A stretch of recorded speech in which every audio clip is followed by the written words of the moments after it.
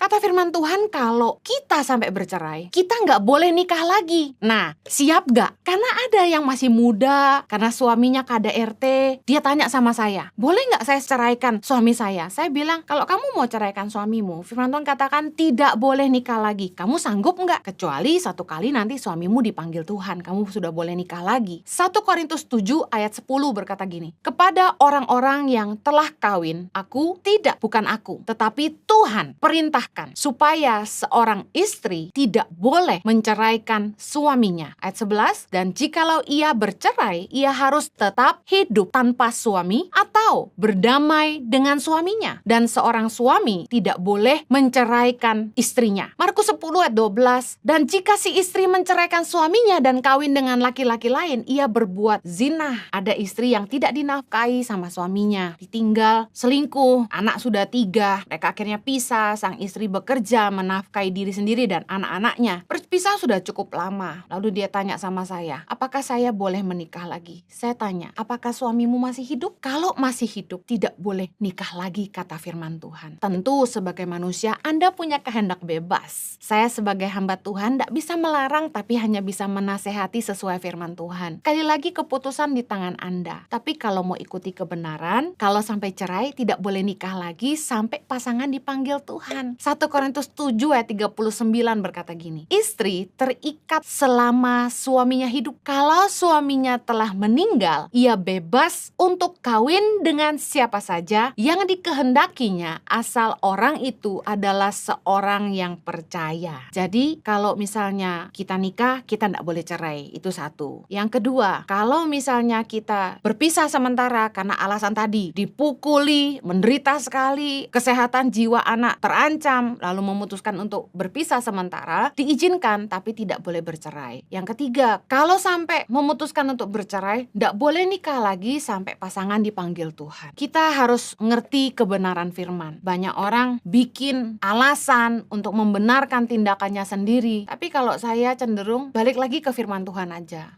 Kita bisa bikin sejuta alasan dan angkat ayat ini dan itu untuk membenarkan tindakan kita. Tapi kalau kita mau benar di hadapan Tuhan, kita cukup ikuti firman Tuhan aja. Sebenarnya kalau sudah punya alasan yang kuat untuk mau bercerai, memang motivasinya udah mau bercerai, apalagi udah ada orang ketiga, mau dikhotbahin kayak apa juga gak ada gunanya. Karena memang hatinya sudah memutuskan mau bercerai. Mau dinasehatin kayak apa juga percuma. Apalagi kalau udah punya selingkuhan yang lebih manis dan imut-imut. Apalagi kalau punya selingkuhan yang lebih sayang, lebih kaya lagi. Saya yakin sulit untuk berkata tidak kepada dosa dan daging. Tapi kalau Anda cinta sama Tuhan dan pengen hidup dalam kebenaran, ini kebenaran yang saya sampaikan. Ingat, meskipun rumah tangga tidak bahagia seperti apapun, inisiatif bercerai tidak boleh dari suami atau istri yang beriman. Kita yang kenal Tuhan, kita yang ngerti kebenaran, kita orang percaya, tidak boleh mencetuskan kata cerai. 1 Korintus 7 ayat 15 berkata gini, tetapi kalau orang yang tidak beriman itu mau bercerai, biarlah ia bercerai. Dalam hal yang demikian, saudara atau saudari tidak terikat, tetapi Allah memanggil kamu untuk hidup dalam damai sejahtera. Misalnya dalam pernikahan, suami yang gak kenal Tuhan itu, dia yang menceraikan istrinya. Istrinya yang kenal Tuhan, ngerti kebenaran. Istrinya orang beriman, orang percaya. Ya kalau dipaksa cerai, mau bilang apa? Karena dengan uang, perceraian bisa jadi mudah. Tetapi yang firman Tuhan katakan adalah inisiatif untuk bercerai itu tidak boleh dari kita orang percaya. Kalau pasangan yang tidak beriman itu yang ngajak bercerai, ya itu urusan dia nanti sama Tuhan, kan gitu. Yang penting inisiatif nggak boleh dari kita. Kalau niat hati mau tetap taat sama kebenaran, keadaan rumah tangga seretak apapun, tetap perjuangkan.